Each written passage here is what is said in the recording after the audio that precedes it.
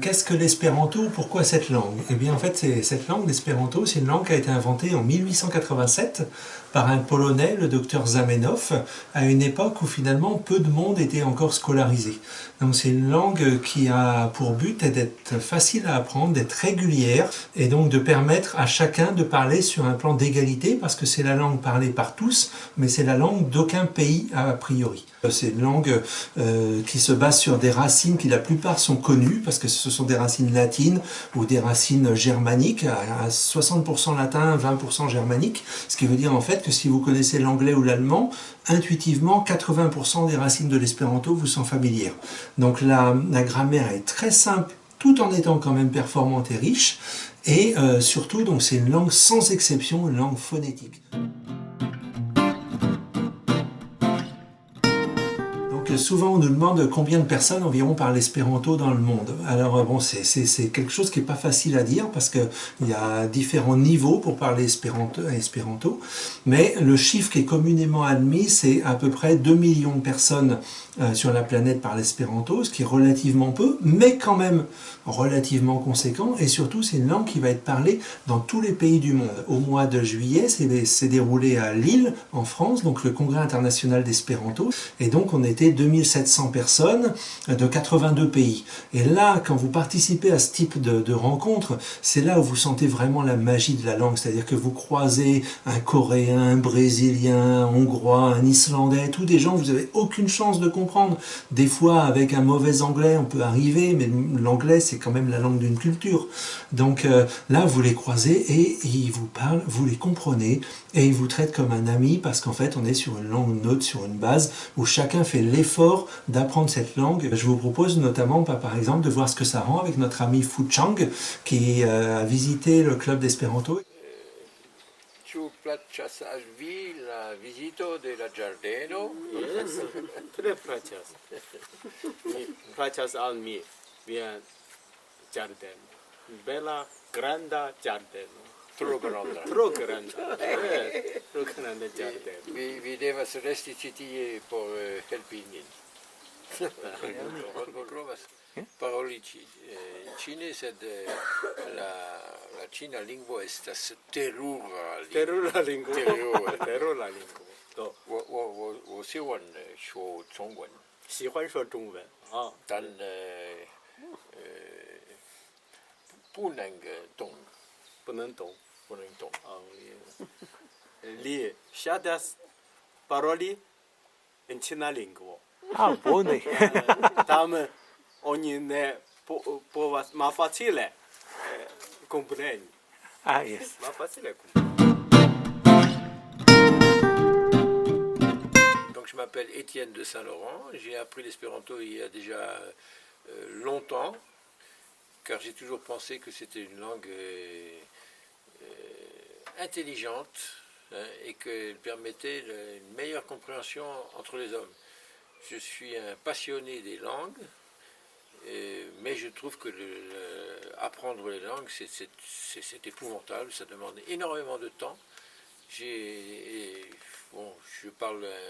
suis un très mauvais polyglotte, je parle beaucoup de langues, mais franchement, si on adoptait l'espéranto, on se comprendrait 10 fois, 100 fois mieux. Et ça éviterait peut-être même des guerres. Et Étienne, quand vous parlez chinois à votre ami espérantiste, est-ce que ça marche bien? Oui, ça marche, mais je peux dire quelques phrases comme ça, simples, tout ça. Je ne peux pas avoir un échange en profondeur, quoi. C'est d'ailleurs ça le gros avantage de l'espéranto, c'est qu'on peut avoir un échange approfondi très rapidement. Parce que bon, quand on apprend une langue comme ça, pour aller faire du tourisme, on peut apprendre quelques phrases. Ça permet de sympathiser avec les gens, ce qui est très, très important. Mais on n'a pas un échange profond, ça reste quand même superficiel. Donc, mais les échanges que je peux avoir lui en chinois, c'est sympathique, c'est agréable, mais l'échange, les idées profondes que j'ai eu à exprimer, je les ai exprimées en espéranto. どう？ ni povas iomete paroli Esperanton? Kaj ĉu vi konsentas vin prezenti al la Kompreneble mi publiko? konsentas. Mi estas Gabi. Jes, kaj kiom aĝa vi estas? Vi povas diri tion? Mi naskiĝis en 1920. Do, vi povas kalkuli. Depuis combien de temps tu fais de l'espéranto, Gabi? Eh bien, j'ai commencé en fin 1946. J'avais entendu parler d'espéranto 10 ans plus tôt. En 1936, quand il y a eu la guerre d'Espagne, et il y avait des émigrés, et alors je disais, on devrait avoir une langue commune. Et mon père m'a dit, ah, il y a l'espéranto. J'ai dit, mais qu'est-ce que c'est? Il ne pouvait pas beaucoup me renseigner. Il savait que ça existait seulement 10 ans après. Donc, comme je t'ai dit, j'ai vu une annonce dans un journal syndical, apprenez l'espéranto. Et alors je me suis dit, je vais voir ce que c'est. Et quand j'ai vu, moi je pouvais comprendre un suédois. Je trouvais ça merveilleux. J'ai eu une douzaine de correspondants du même coup. D'accord.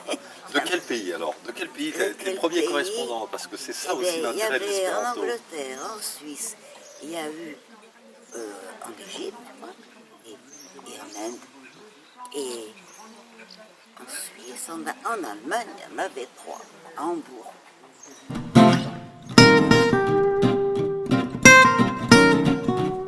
Ça m'a fait connaître tout ce qui a été important dans mon existence.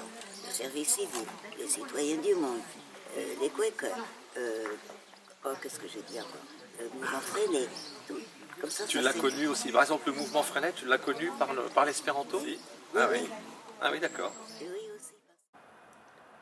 Gabi vient de participer avec 70 autres personnes aux 19e rencontres d'espéranto de Plouézec. Pour plus de renseignements, www.armor-esperanto.fr. Gis Kenavo!